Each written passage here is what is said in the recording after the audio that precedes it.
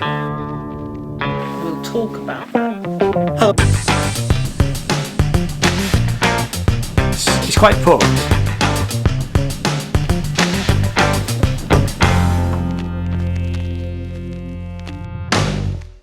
Hello and welcome. My name is Ian. This channel is all about music and art, and this is where we talk about music and art.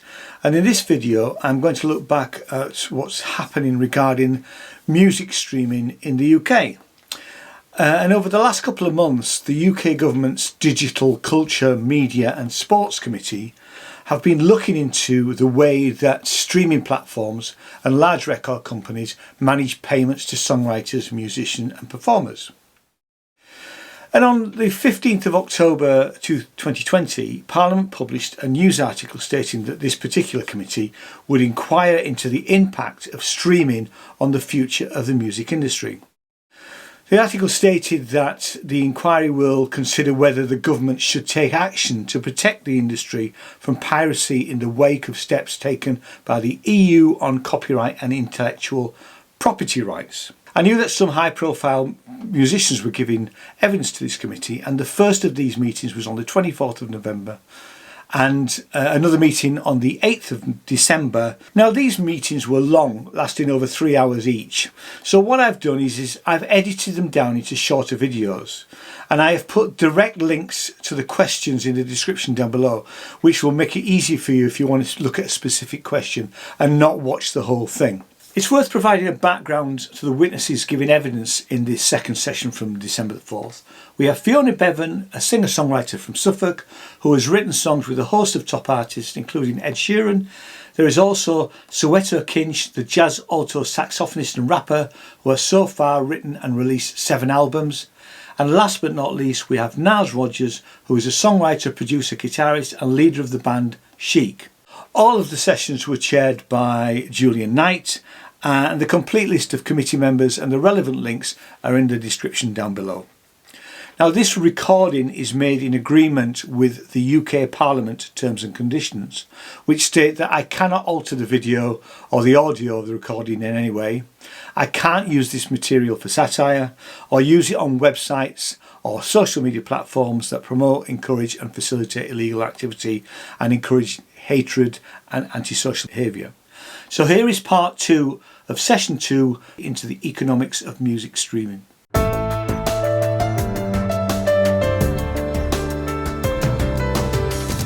Just before I turn to Clive, Fiona, I just want to put a question to you. It's actually been, I was messaged by someone on my Twitter account just before, and they said they're a UK music manager. I've achieved 9 billion streams. It's not the platforms, it's the NDAs on the deals. Ban them. Agree or disagree? I understand why businesses might need to have NDAs, but actually we're a global industry. You know, to me, every digital transaction, or whatever you want to call it, can be traced. It's digital.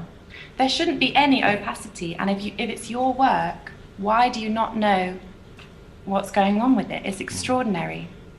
But to me, yes, it's not necessarily a problem only with the streaming platforms, but the record labels, which have this huge hold on everything because the major record labels also own the major publishers, and the value of the song itself has been suppressed and decimated.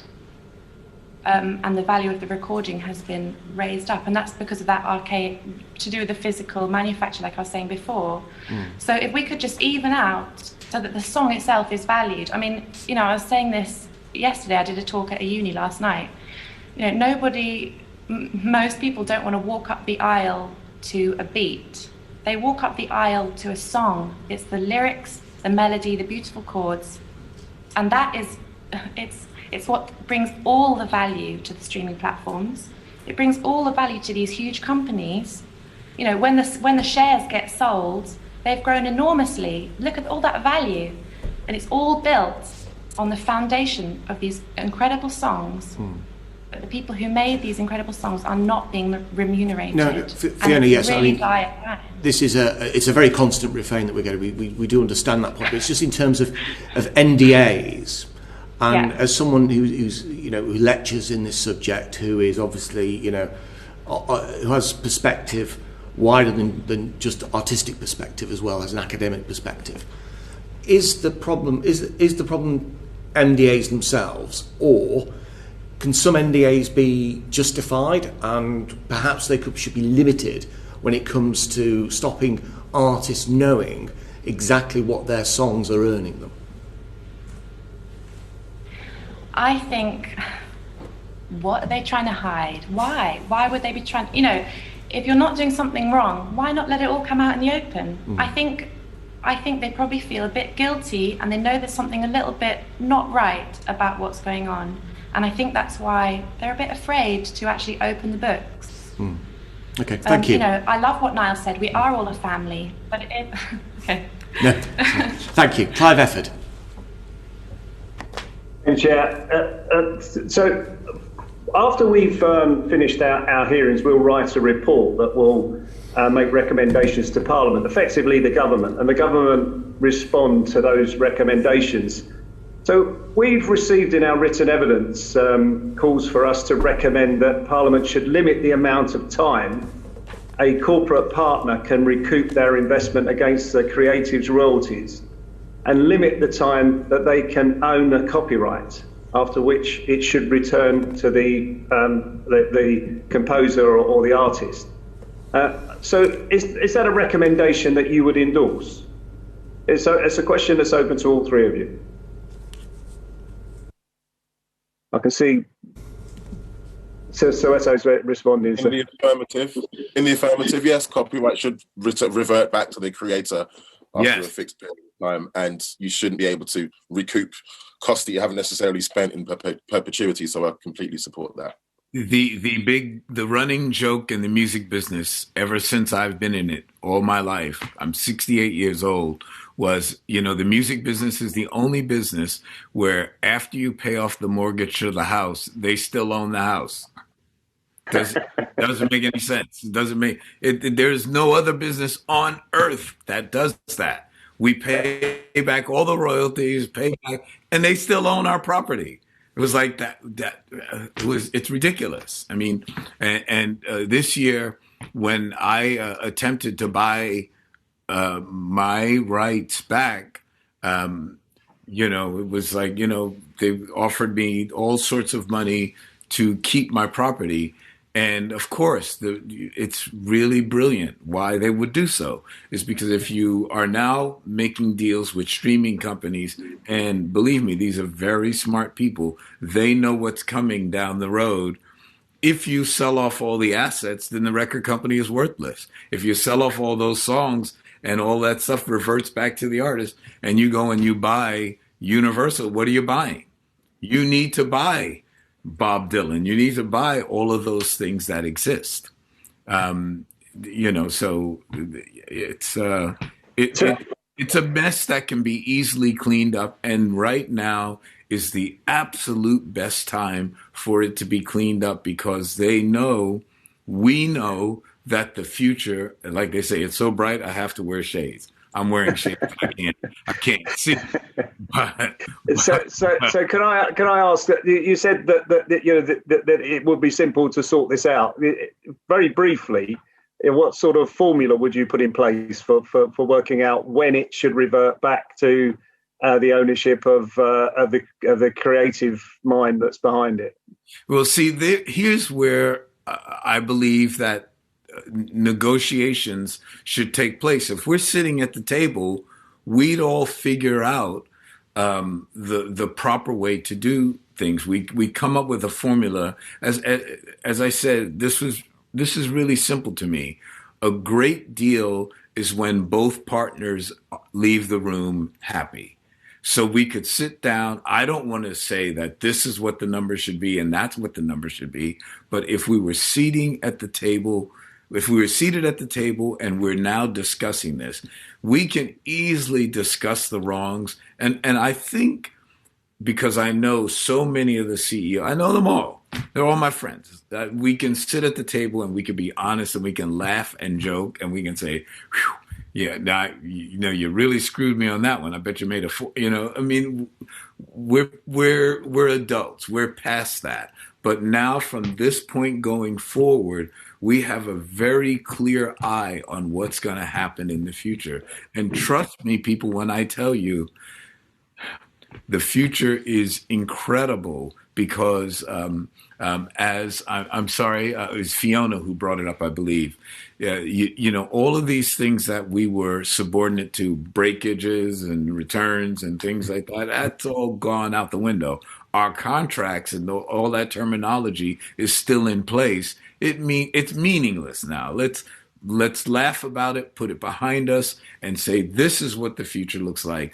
This is what your real expenses are. This is what your real growth looks like. Let's deal with real numbers. We can only deal with real numbers if they show us real numbers, because we're just making it up now. We're guessing at it. In the old days, I remember talking to Michael Jackson once, and he was trying to figure out a formula where he could have a pennies deal where he would know what he was making all around the world, because the math was so unbalanced and he just didn't quite know where it was. And I said, Michael, that makes sense. That's your right. That's your property. You should know what you're making. I guarantee you. I'm thrilled to be on this committee, but I'm pretty sure you know what your salary is, you know what your worth is, you know what you're going to get paid, you know that, and you can audit. Auditing has always been our wonderful mechanism where we can go in and look at the end of the year and say, oh my God, I really made that much money? I had no idea, because we really are kept in the dark. And streaming, and it's not the streaming services. Let's clear this up. It's not the streaming services that we have the problem with. It's fantastic that they can distribute our product in such an effective, wonderful way and keep a great digital trail. It's the labels that are perpetrating this, and we need to really address this. And if you have the power to do it, because we don't, if you have the power to do this, we would be eternally grateful. Fiona said it so perfectly. What's there to hide? I think what they're hiding is the humongous difference between what the people who create the music, we make it. If we didn't make it, there would be no record company. But when you see the disparity between that I mean, it's just absolutely ridiculous. And the thing that they know is that it's going to get even greater. And once it reaches those numbers, they'll have so much power that we can't fix it. Let's fix it now, because we know what's coming. And just before Fiona comes in, so you'd say that it is the big three record companies that are the blockage to actually coming to the solution that you've set out. No. Absolutely.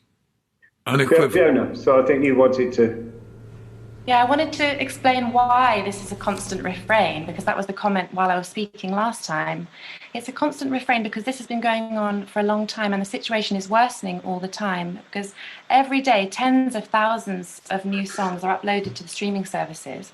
So they've got more and more content, and that actually drives the rate down per song. So actually this problem's getting worse every single day. And so during the pandemic, for example, we've got the whole nation staying at home, listening to more music than ever before. We've got these huge multinationals based outside the UK making these extraordinary profits. 4.4 billion revenue in the first 6 months of 2020 was the figure added up. It's like all the creators are forced to live on universal credit, because actually, even though the gigs are cancelled, hit songwriters should be able to live on their streaming income, but they can't. So that's why it's a constant refrain. It's an emergency. The UK government's actually picking up the bill. And I think it's quite shameful. And, there's a lot of anger and sadness, a lot of depression about this. And, I have great hope for the future as well. I think this is an amazing opportunity for the UK to become world leaders in how do you change this? How do you fix this? Data management, making things much more fair, the splits between the song and the record. It's a huge, wonderful opportunity. And there are real practical consequences to this. Somebody created a football analogy earlier on. Well, it's as if the Premier League is literally cannibalizing, not even the Premier League, the top four, the big four, of cannibalizing all of the other teams. And that means that there's no conduit for new talent. There's no lower league teams for players to develop their skills in. Someone like me as an artist, I don't need anyone to pontificate which label, major or minor, I sit in within the ecology.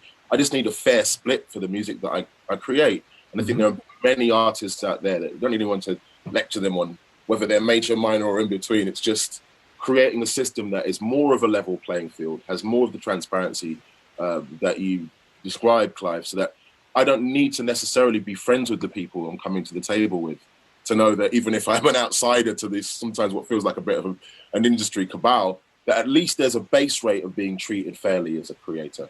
Yeah. Thank you very much. Thank you, Chair. Julie?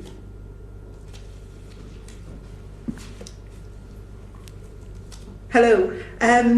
Fiona, last week we heard from Guy Garvey that he's edited his tracks to optimise them for streaming platforms. Do you think that's widespread in the industry, and has streaming influenced the way you write songs? Yeah, that's definitely very widespread. Streaming's definitely influenced the way songs are written. I mean, technology has always affected, the form has always affected the content. But I do have to say that because of algorithms and algorithmic radio, certain types of music are being favoured over others, and it is making people think, well, if I'm going to pay the rent this month, I'm going to have to make music that sounds kind of exactly like that song that was really big. So we get this kind of extraordinary whitewashing of the variety, the cultural diversity, and it's actually homogenizing music in quite an alarming way. The other thing I'd like to say is that, Soweto can probably talk more about this, but, a stream is 30 seconds. That's what counts as a stream. If you click before 30 seconds, that doesn't count as a stream. So within 30 seconds, everybody's trying to grab the audience's attention. But, if you're writing a symphony, if you're writing a 9-minute long jazz odyssey, that's, your 9 minutes still counts the same as a 31-second long song. So there are lots of odd things like that which are really skewing numbers and really, really hitting income. Do you think there's enough transparency in the way these algorithms, the way the music is selected on these platforms? Well, there's no transparency about the algorithms. I mean, human beings make algorithms, which means that algorithms have, subconscious, unconscious bias, so there are very odd things about algorithms. They're deeply flawed because they're made by humans, and they favour some things over others. So would transparency around that help, do you think? Or would it not make any difference?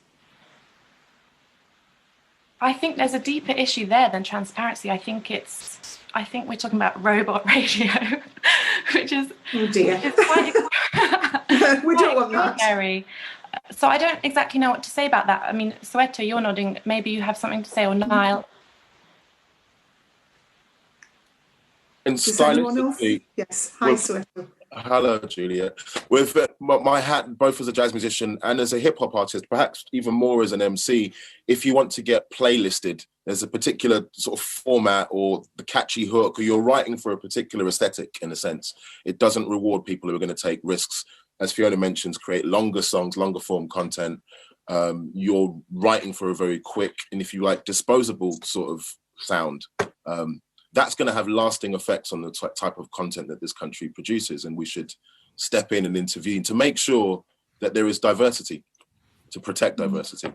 Is that any different, just exploring that a second, is that any different than in the days where, getting on Radio 1 and getting played on Radio 1, they liked songs that were kind of 2.5 to 3 minutes long. Is it any different than that, or is it the same? It is different because in the days before perhaps a Clear Channel or before the influence of streaming now, labels would invest. So I mentioned Rod Stewart and David Bowie. They invested in these artists in their first 3 albums. They weren't successful. You know, you could afford to do bad numbers in your first or second or third quarter. Now, if you don't immediately hit those numbers, if you don't immediately make the playlisting cut, then you can be dropped and they'll cut all of that investment. Okay. And moving on to Nile, you've said yourself you've been performing and songwriting for a long time. How has your performing and songwriting changed in response to the rise of streaming throughout your career? Well, I don't want to, it's not that I don't want to answer your question. It's because that's just trends. You know, you're in whatever the current zeitgeist is. Hopefully, if you're a good, passionate artist, you respond to that. And you do whatever you do. I just want to say that, and I really want to leave you with this because this is really why I'm here. Artists and writers are not remunerated equally. They do not get their fair share of the pie. And regardless of what songs we're writing and how long they are and then this and that, that's just the world.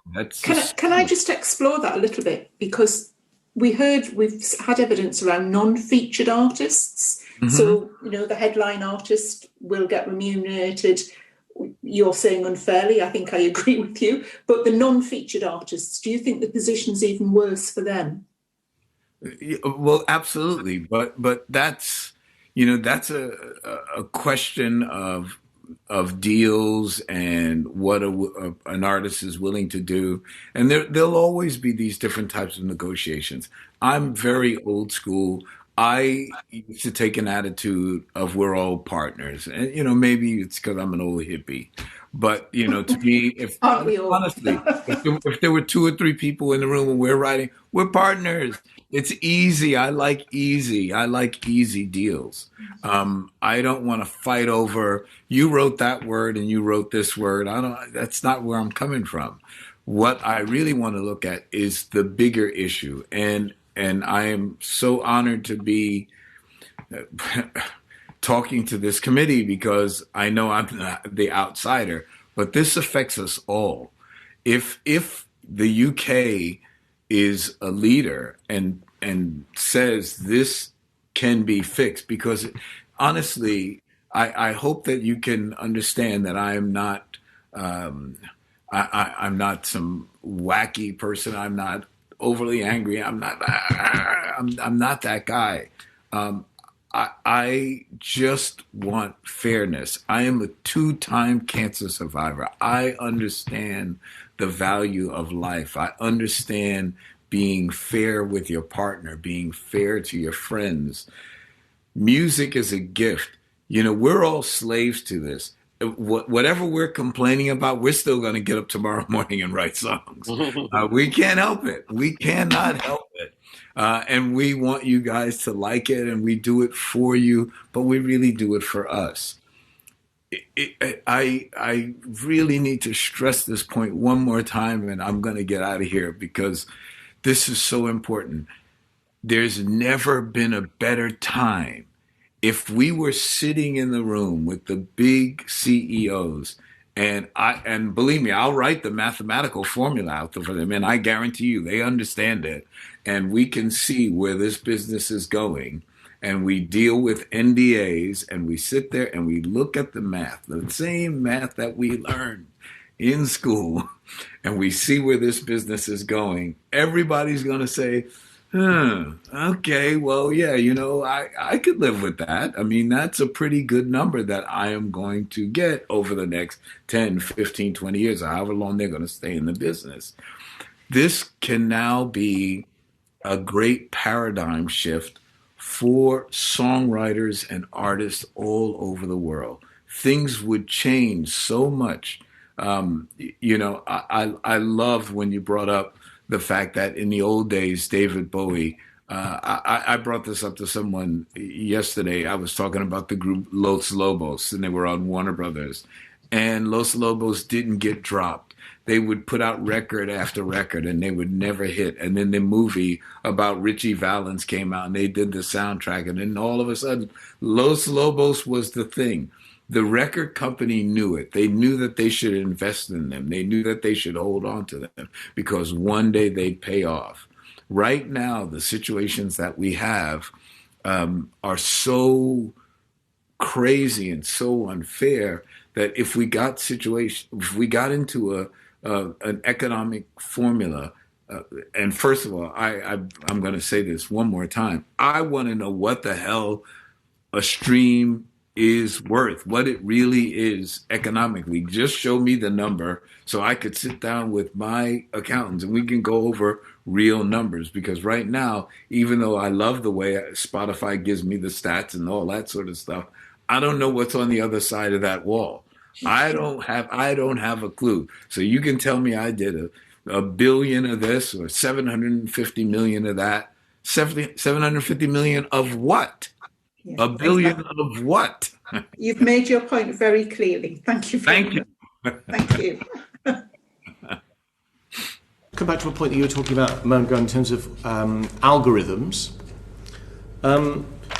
Isn't it the difficulty sort of twofold in terms of algorithms? First of all, you discussed the homogeneous nature, and I think Soweto as well mentioned this, of music as a result of the algorithms, that effectively we lose that diversity because they pick up on music which is quite general in form. That's, to a certain extent, that's not a bad thing for a global company in terms of these record companies, because if you boil it right down, they can market it to more people. So that sort of it's something that seems quite unpleasant to us who like diversity of music, but from a purely business perspective, it probably makes some sense that they have this sort of these algorithms work in the way that they do. What do you think? I think that's counterintuitive. Sorry. Yeah. I think that's actually. Sorry, is that for me? Do you want to go first, Soweto, and then Fiona? Okay. I think that's actually counterintuitive, because if there is this diverse musical ecology, then there'll be the next fad, the new thing that they can then hive off and then celebrate the next. But if that's not happening, then you just have homogeneity, you just have bland, you just have the things that are risk averse. And music requires risk. Certainly the type of music that I'm involved in, the type of music I'm inspired by, the ramifications for that culturally I don't even want to get into. But in the purely business model terms, it's a terrible idea to merely restrict the sort of algorithmic sonic wall that we have around us. Fiona?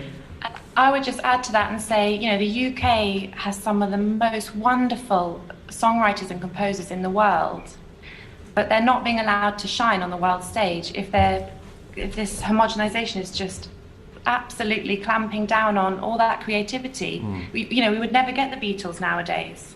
They wouldn't make their way through that algorithm. And I'd have to say, algorithms are like radio, and I would say that does make it sound like a license. But that's just harking back to my earlier point. I get that. In terms of, just to follow up on that then, in terms of radio autoplay effectively, whenever I'm on my Spotify, I listen to the music I want to listen to, and then if I've not changed to something else I want to listen to, it starts playing something else, the autoplay function, if you like. Are the rates, do we know if the rates are different for if you're played during that autoplay, therefore you're subject to an algorithm, or if someone actively seeks out your music, Fiona? As far as I know, the rates are the same, but I have to say the rates are different for the people listening for free compared to if you're paying premium. The rates are different in every country. So actually my answer to that question is we don't know the answer to that question. Nobody knows because of these NDAs which we talked about. Yeah. Also the maybe nefarious, but certainly opaque relationship with playlisters, much like radio pluggers back in the day. The amount of leverage that they have or connection they have to make sure your record gets heard, algorithms or not, is something that should have more transparency around it. We should. So there's not like influencers, aren't they? Like social media influencers, except on Spotify and Apple Music. Is that, right. Is that what the character is? Is that a fair characterisation? They get your song the traction that it needs to get heard and get the streaming numbers, but without them, you're stuck in the mire, and that's not necessarily an equitable or sustainable situation. What do they get out of it? A cut, I believe it's called. Another middleman. Yeah, a slice of the pie. And depending on how much work they do for you, then that differential goes up or down. But I think that is the problem inherent in it. Once they've got too much power to decide what's heard or what's not heard, then all sorts of diverse and interesting music is invisibilized, and we need to stop that from happening. Is it more? I will move on to Heather in 1 second, but is it more? Is it more sort of worthwhile? Is it more? It seems to be it's the same rate if it's autoplay as opposed to being actively sought. But in some ways, that's actually wrong, isn't it? Because if you are an artist and someone goes and actively seeks out your song and your music, that connection is deeper, is it not? And therefore, should the reward not be greater as a result? Fiona? Well, yeah, someone has just texted me and said it's a different rate for algorithmic plays. Okay. But it has been proven that all these huge Spotify numbers don't necessarily translate to deep fan relationships. And it maybe is because of this huge algorithmic playlist. I mean, someone said on the last session that 60% of people listening to a platform like Spotify end up going into those playlists that just roll and roll and roll. So no, there's not a deep relationship. But Thank you. So thanks so much for watching. The next video will be a continuation of this second session.